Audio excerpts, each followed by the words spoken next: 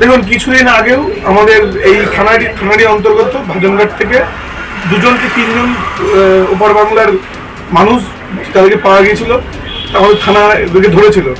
তা দেখতে হবে যে এই যে সেন্ট্রাল যে ফোর্স হচ্ছে বিএসএফ, এরা বর্ডার পাহারা দেয়, এরা বর্ডারের নিরাপত্তা দেয়। এত নিরাপত্তা সত্ত্বেও কিভাবে ওপার থেকে লোক এখানে চলে আসছে? কাশ্মীরের ঘটনার পরেও পুলিশ প্রশাসন কোনো রকম শিক্ষা নেয়নি। বহাল তবিয়তে নদিয়া জেলার কৃষ্ণনগরে পুলিশ লাইনের সামনে দেদার বিক্রি হচ্ছে সেনাবাহিনীর পোশাক। কাশ্মীরের মতো নদিয়া তথা পশ্চিমবঙ্গের সীমান্ত থেকে অনুপ্রবেশকারী জঙ্গিরা ভারতে ঢুকে সেনাবাহিনীর পোশাক পরে সন্ত্রাস সৃষ্টি করবে না, এটা কি কেউ বলতে পারে? কাশ্মীরে জঙ্গি হামলার ঘটনায় এবার আতঙ্কের ছায়া নদিয়ার ভারত বাংলাদেশ সীমান্তবর্তী এলাকায়।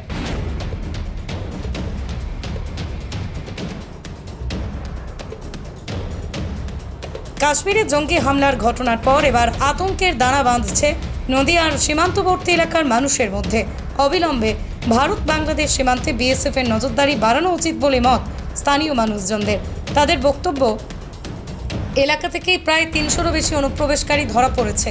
যারা এই ধরনের অনুপ্রবেশদের মদত দিয়েছিল তাদেরকেও গ্রেপ্তার করেছে পুলিশ। বর্তমান পরিস্থিতিতে কাশ্মীরের ঘটনায় ভারত বাংলাদেশের সীমান্ত নিয়ে শুরু হয়েছে রাজনৈতিক তরজা।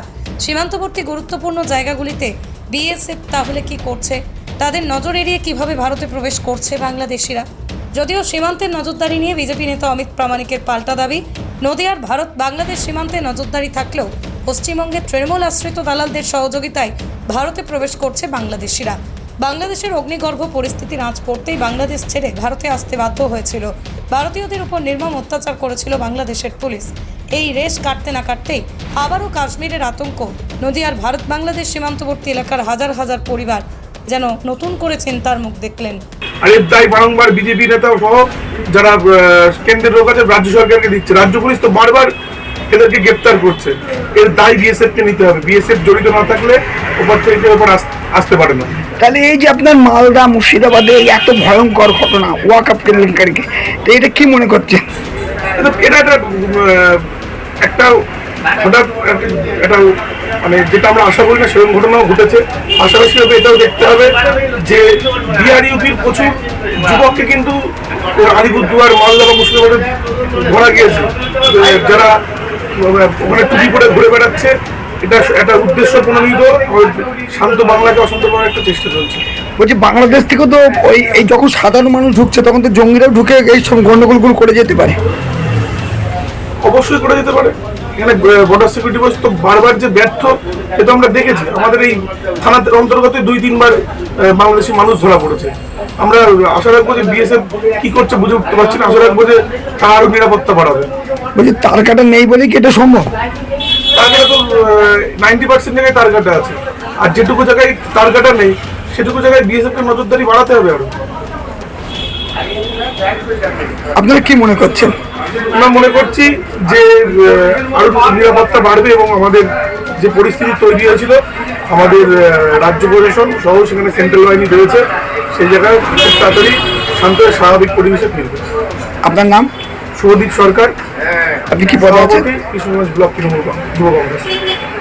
গত মঙ্গলবারে কাশ্মীরের যে ঘটনা, যে হিন্দুদের উপর যে নৃশংসভাবে অত্যাচার বা নির্মমভাবে যে মৃত্যু তাদের, এই মৃত্যু থেকে আমাদের হাড় হিম হয়ে যায় এবং চারিদিকে মানুষের মানে কি বলবো, এই দৃশ্য দেখে বা শুনে প্রত্যেকটা মানুষ মানে চোখের জল রাখার মতন ক্ষমতা কাদের নেই।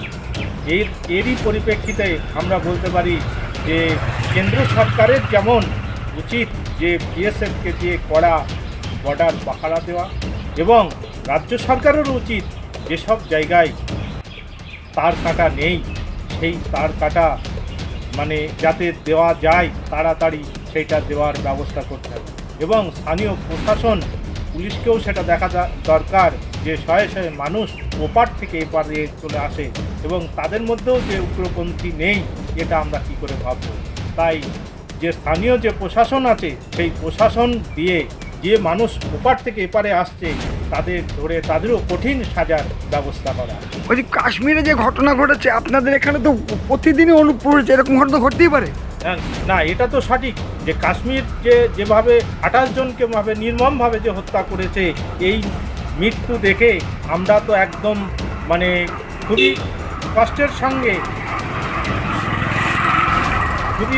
সঙ্গে আমরা সেটা প্রকাশ করতে পারছি না, তবু প্রকাশ না করেও থাকতে পারছি না। তাই দরকার যে স্থানীয় প্রশাসন যদি একটু নড়ে চড়ে বসে এবং ওপার বাংলার মানুষ যে এপারে ঢুকছে চুরি করে, তাদের যদি ধরে কঠিন শাস্তি দেওয়ার ব্যবস্থা করে, তাহলে এটাও বন্ধ হয়ে যাবে। কারণ এখান থেকে তো আপনার সাধারণ মানুষ যেমন প্রত্যেকদিন জঙ্গিরও তো প্রবেশ করতে পারে। অবশ্যই জঙ্গি প্রবেশ করছে, তা না হলে এভাবে মুর্শিদাবাদে কি করে ঘটনা ঘটলো, ধুলিয়ানে যে ঘটনাটা ঘটলো, এগুলো তো শুধু যে এপার বাংলার লোকই যে করেছে তা নয়, এটা ওপার বাংলার লোকও তো হতে পারে, যে তাদের মধ্যেও তো জঙ্গি থাকতে পারে, সেই জঙ্গিরাও তো এই ঘটনা ঘটিয়েছে, এটাও তো আমরা ভেবে নিতে পারি।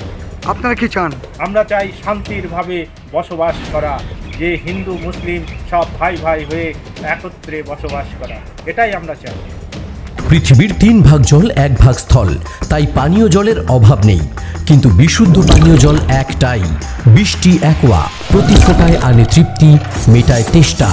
বৃষ্টি অ্যাকোয়া, বিশুদ্ধ পানীয় জল। গত পরশু দিনকে ধানতলা থানায় 2 বাংলাদেশি মহিলা অনুপ্রবেশকারী, অর্থাৎ বাংলাদেশের সংখ্যাগুরু, তারা প্রবেশ করেছিল ভারতের এক দালাল মারফত। আবার গতকালকেও আর এক দালালকে গ্রেপ্তার করেছে ধানতলা থানার পুলিশ। এই যে বারবার বাংলাদেশ থেকে ভারতে আসছে এবং অনুপ্রবেশ যারা করছে, তাদের আশ্রয়দাতা এবং দালালদের বিরুদ্ধে কী বলবেন? দেখুন, আপনি প্রথমেই যে প্রশ্নটা করলেন সংখ্যাগুরু আর সংখ্যালঘু, আমি এই বিষয়টাকে সঠিকভাবে মেনে নিতে পারি না। যেরকম সেকুলারিজম শব্দটাকে আমি আমার অভিধানে সঠিকভাবে মানি না, তার কারণ সেকুলারিজমের দায়টা শুধুমাত্র হিন্দুদের ওপরে বর্তায়। সেই কারণে সংখ্যালঘু বলতে গেলে পরে এর ভেতরে শিখ, ঈসাই, জৈন, মহাবীর, যা অনেক রকম সম্প্রদায় এসে পড়ে। আমি ক্লিয়ারলি এই কথাটা বলতে চাই ভারতীয় জনতা পার্টির পক্ষ থেকে, যারা মুসলিম ওই দেশ থেকে এই দেশে আসছে অশান্তি পাকানোর জন্য, এবং তাদেরকে আশ্রয়দাতা যে সমস্ত ভারতীয় দালাল, যারা ভারতকে বা ভারত ভূমিকে ওই অদিত চৌধুরীর ভাষায় যেটা বলা যাবে যে মালদা মুর্শিদাবাদের মতো গ্রেটার ইন্ডিয়া মানে গ্রেটার বাংলাদেশ তৈরি করবার ষড়যন্ত্রে লিপ্ত হচ্ছে, তাদের বিরুদ্ধে ভারতীয় মানে আইন অনুযায়ী যথাপযুক্ত ব্যবস্থা নেওয়াটাই উচিত। বলছি, আপনাদের সীমান্তে তো পাহারা দিচ্ছে বিএসএফ, সেটা কি বলবে? তাদেরকে মানে তাদের নজর এড়িয়ে কীভাবে গত পরশু দিনকে প্রবেশ করলো? একদম ঠিক কথা বলেছেন আপনি, আপনার কথার সঙ্গে আমার সহমত। সীমান্তে যে বিএসএফ হাতে হাত ধরে দাঁড়িয়ে নেই, আমাদের এখানকার যে ভৌগোলিক চিত্র, কোথাও নদী আছে, কোথাও বিল আছে, কোথাও উঁচু জায়গা আছে, কোথাও নিচু জায়গা আছে।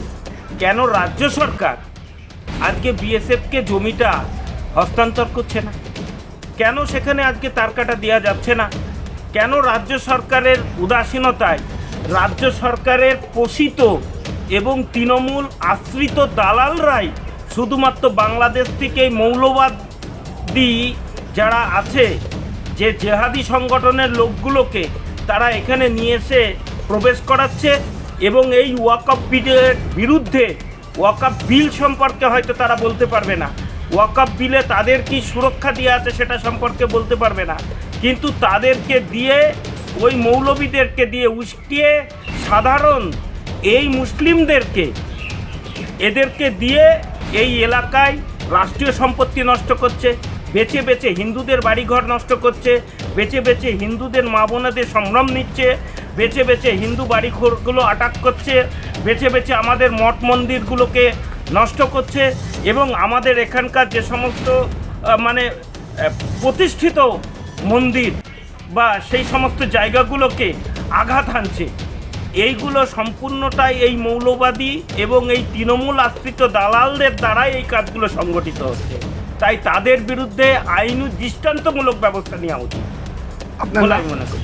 আপনার নাম? অমিত প্রামাণিক। নদিয়ার সব থেকে বড় English medium school JRS public school প্রায় 35 বিঘা জমির ওপর গড়ে উঠেছে বিশাল ক্যাম্পাস। নার্সারি থেকে শুরু করে উচ্চ মাধ্যমিক, ITI college, law college, BEd college, ভর্তি চলছে। জেআরএস পাবলিক ব্যালকনি বা সিঁড়ির রেলিং, মডিউলার কিচেন বা ড্রয়িং রুম, এক কথায় আপনার স্বপ্নের বাড়িকে করে তুলুন আরো সুন্দর। Chakdah ply centre, gorgeous look বা কোয়ালিটি সবে 3 number 1 Chakdah ply centre. Chakdah ply centre, KBM, Chakdah, Nadia. আপনি কোথায় ইনভেস্ট করবেন, কেন করবেন, বুঝতে পারছেন না তো? সঠিক গাইডলাইন পেতে আজই আসুন নদিয়ার চাকদাতে নিবেদিতা প্রাইভেট লিমিটেডে। Nivedita private limited, marketing and distribution service. ঠিকানা K C Dutta road, Uttar Ghoshpara, Chakdah, Nadia. Chakdah aluminium centre, ply, কাঁচ, laminates, kitchen fittings, door lock, window ও অ্যালুমিনিয়ামের খুচরো ও পাইকারি বিক্রেতা। চাকদা অ্যালুমিনিয়াম সেন্টার, পূর্ব লালপুর 50 নম্বর রেলগেটের পাশে, চাকদা, নদিয়া। হোমওয়ার্কটা করেছো? হ্যাঁ স্যার। এ বাবা, ভুল করেছো কেন? চোখে কেমন ঝাপসা দেখছি, লিখতে আর পড়তে খুব সমস্যা হচ্ছে। চাকদার মডার্ন অপটিক্স থেকে ভালো চোখের ডাক্তার দেখিয়ে নাও। প্রতিদিন প্রকৃত চোখের ডাক্তার ও দৃষ্টি বিশেষজ্ঞ মডার্ন অপটিক্স, চাকদা। নদিয়া জেলার সব থেকে বড় বিল্ডার্স চাকদার মা মনসা বিল্ডার্স, রড ও সিমেন্টের পাইকারি ও খুচরো বিক্রেতা। মা মনসা বিল্ডার্স, পদ্মবিলা, চাকদা, নদিয়া।